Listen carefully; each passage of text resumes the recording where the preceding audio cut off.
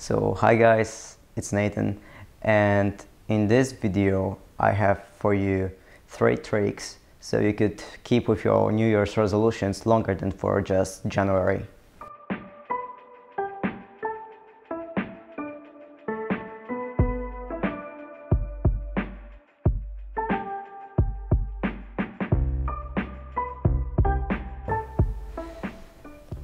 I guess you already have some New Year's resolutions. You decided what you're gonna change in this year. And I know a lot of my friends, and I used to do it too. I would say like, I will eat less sweets, and that was all, like New Year's resolution and no work towards it. Like, in first week you just quit.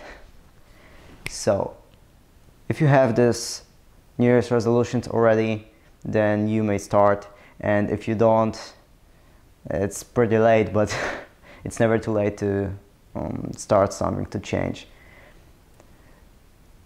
1. I find it helpful when I decide something and then I try to visualize how this is gonna affect my life. But at first, what was the problem?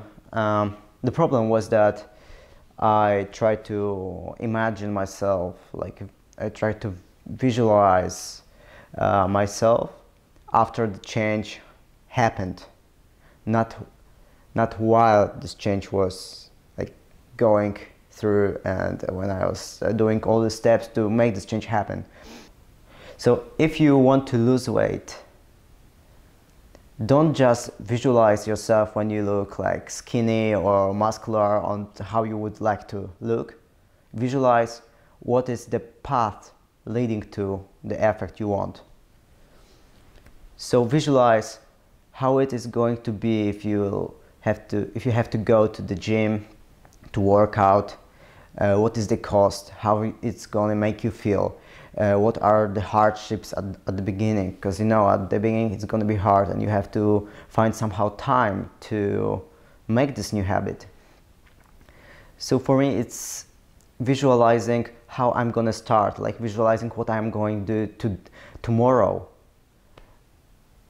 and what are the hardships, and then I try to somehow make it easier for me.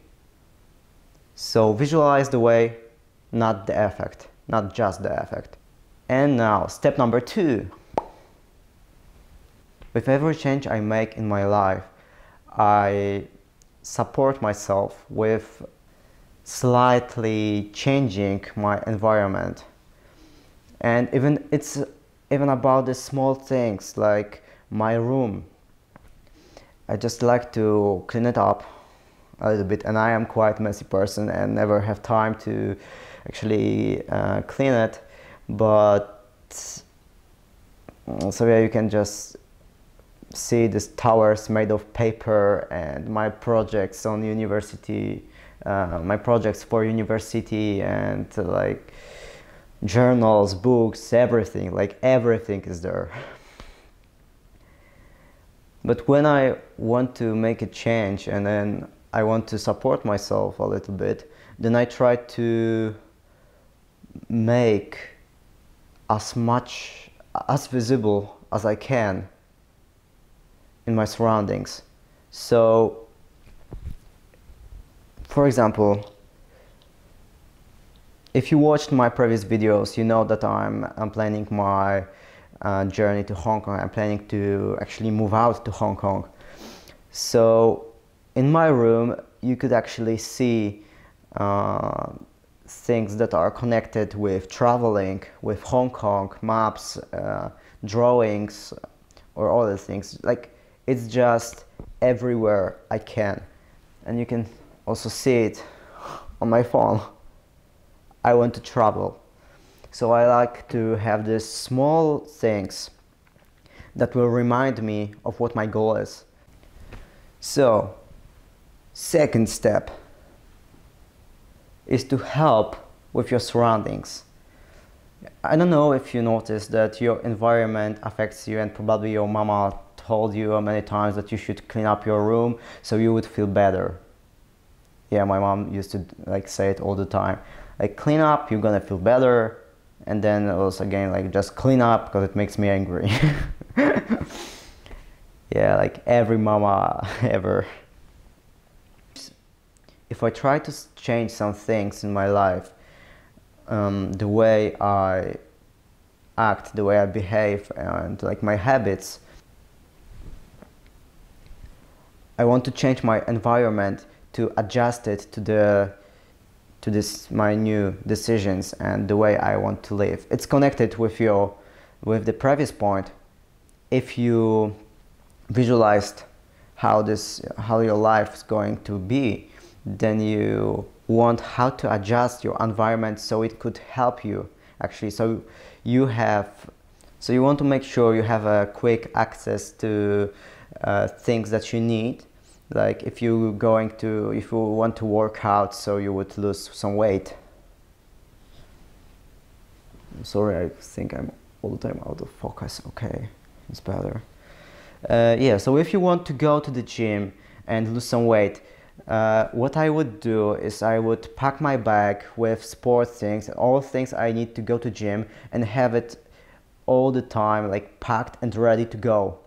And if you drive by car and like work in the city as I do, I would have this bag in my car always with me, and when I come home after a workout, I would like clean everything. I would change clothes for clean ones so they would be again ready for another workout. This is like small thing. Other thing that is helpful is to find some motivation to make your surroundings clear, so you would see things that will help you.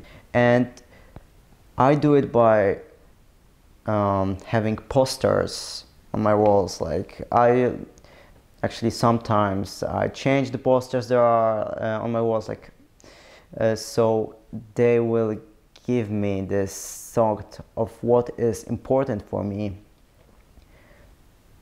So just surround yourself with things that are helpful, and I would also say that you would get rid of distractions. So this year I changed one big thing that always was a big problem for me to stay focused. I had my PC on my desk, but I also use laptops. So I noticed that when I have this laptop, I don't use my PC that much, but this PC is like, it's big and it takes a great amount of space, and it distracted me every time when I was sitting and working. Like I could see this computer and it would distract me, because I would think, yeah, I could play games or I could watch a movie or something.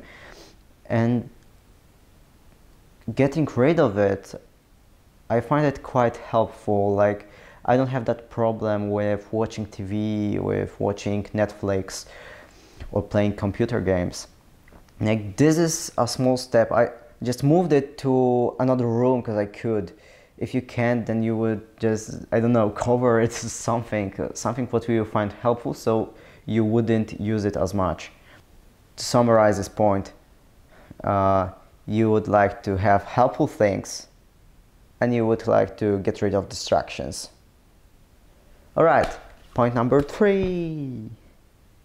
Yeah, I guess this third point is the biggest challenge, and it is the reason why most of people quit their New Year's resolutions. It's failing, in accepting to fail. If you try to change something in your life, if you try to make a new habit, if you try to do actually anything new, you're gonna make mistakes, you're gonna fail many times. And if you think that you say, I will quit sweets this year, and this is all you do, like you try to quit and maybe even you prepared or things like this, but then comes this one day when you feel like, oh, I want so much, like I want something with sugar, I want sweets. And you eat it and then you, oh, I failed. And it's after your New Year's resolutions. Like, I think all of us had it at some point. I find it helpful, like if you fail, it's not the end of the journey. It's just, if you fail quitting sweets, if you like didn't go to a gym, or you just did something what you didn't want it to do, what you want to change, and you go back to your old habits, it's not a failure. You will. Sometimes you will go back to this. If after this small fail, you're gonna try like, okay, this 1 week, or this one day, or, and at that time I start again and start over again. I know like I was weak at this time and like something didn't work out. I make it better, and I will try to think what was wrong. I will like start again. I will just start again and do it. This is not failing. This is actually the journey to change. If you want to change, you have to fail, and you will notice that if you're preparing, if you think about it, if you focus, if you care about the thing you want to change, then after some time, after some failing, it will become easier and it will become your new habit. So it's not a failure when you break this New Year's resolution. The failure is if you quit it. You might break it, but go back and try again. And try again and again and again. And at the end of the year, you're gonna notice that probably you made some new habit. So yeah, that's it for this day. And I hope you enjoy it, and leave some comments and thumbs up, subscribe and things. And let me know if you like this. So see ya guys. Bye.